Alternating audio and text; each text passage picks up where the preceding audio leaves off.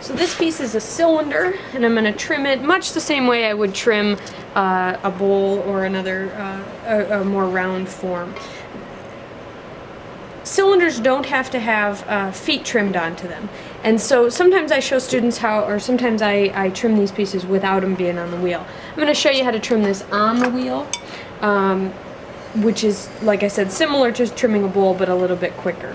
First thing I'm going to do is, it's not quite level, so I'm going to make sure that I check for level. I'm going to start the wheel spinning, and I'm going to hold the needle tool and let it come to the clay. And you see that both it's off-centered and it's not level. This piece over here where I put the clay underneath is a little higher, and then it looks like we're a little bit over to that side. Try that again. Check for level first. Looks like it's a little too high on the other side now, so I've got to add a little bit more clay underneath the side that I first added more clay under. And obviously you can see why you want to make your stuff level to begin with. Now I'm going to check for side-to-side evenness. I'm going to hold the needle tool steady and let the clay come to it. It's drawn a line from here to here, and so I'm going to push away from that just a bit and then check again. Looks like the line is being drawn opposite of where it was before, and now I need to wipe my lines away so I can double check.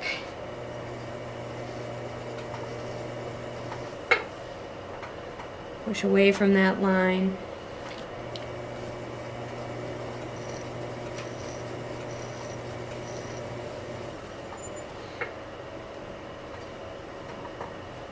And particularly on a piece like this where there's some problems with it, it's not quite even height, it's not quite even side to side. The clay wasn't that great, so it's somewhat off center and uneven.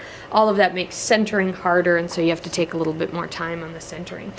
This is, of course, another reason to do it right the first time, so you don't have to fix it later. I'm using these wads to hold this clay on. Now, if I work too hard on this, these wads still won't hold it on because the straight walls are just harder to stay on the wheel. I'm going to use the big trimming tool, the big loop tool, to clean up some of this bottom, and you can see my bottom is a little rough, particularly in the inside. So I'm going to try to keep myself steady. Notice I'm also using my left hand on the side of the pot here, side of the vase, to hold it steady, so it doesn't go flying.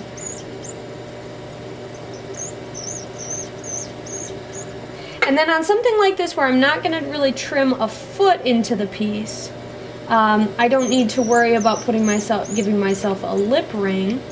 What I do need to worry about is making this outside edge look good and also not be rough. So I'm going to come in, and where I've done the undercut already, I'm going to come in and increase that, essentially that undercut, make it a little bit more of a curve.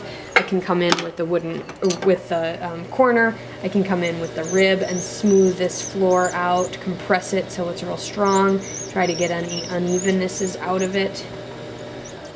And I can do the same thing over here on this wall.